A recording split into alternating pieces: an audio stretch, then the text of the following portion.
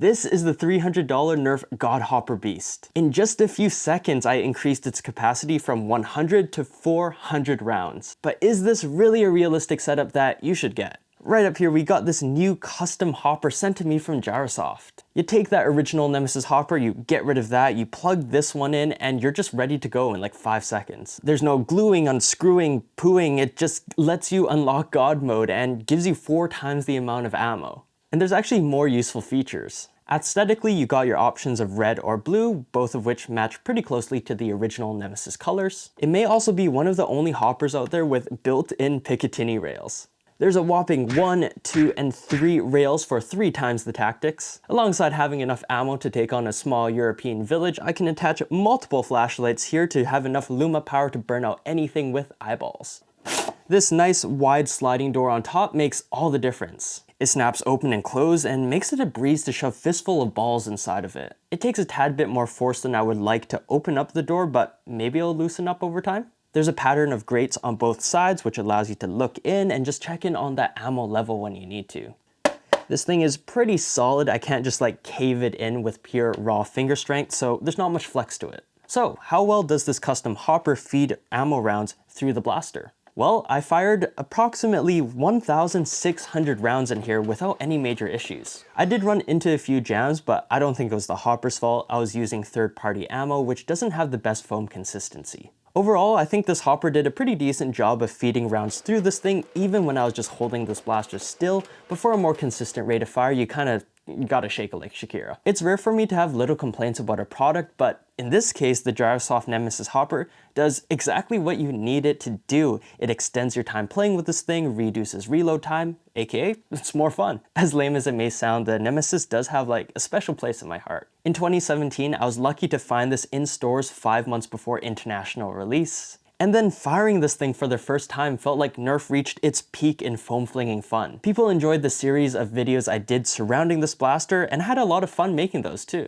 It's just great to see that innovation is revitalizing this old platform and just giving me a dose of nostalgia. I'm also excited to announce that I have a new partnership with Gamersupps to save you money. So like, imagine energy drinks, except they don't taste like crap, they don't make you crash, and they're cheaper. That's essentially what Gamersupps is. So I'm not just gonna sit here making you buy random crap so I can make money. You can try it out for free on their website, link down below. If you use my code LEGITBREAD at checkout, get some perks, save some money, and yeah, that's it. However, I do have some nitpicks with the Gyrosoft hopper. The biggest issue I have is when you have to clear a jam. So basically when this blaster jams, you have no choice but to turn the blaster upside down, take off the hopper, clear the jam, and then put the hopper back on. It's just like an open hole at the bottom of this hopper. If you just take it out, rounds will go spilling everywhere. And all this extra ammo and bulkiness is going to make the Nemesis heavier and will probably drain your batteries faster. When it's this heavy, the motors are really working at 100%. So having a rechargeable battery in the Nemesis is kind of a must. If you notice, these nitpicks don't necessarily pertain to this specific hopper. If there are other styles of hopper with similar designs, then most likely those cons will apply to them too.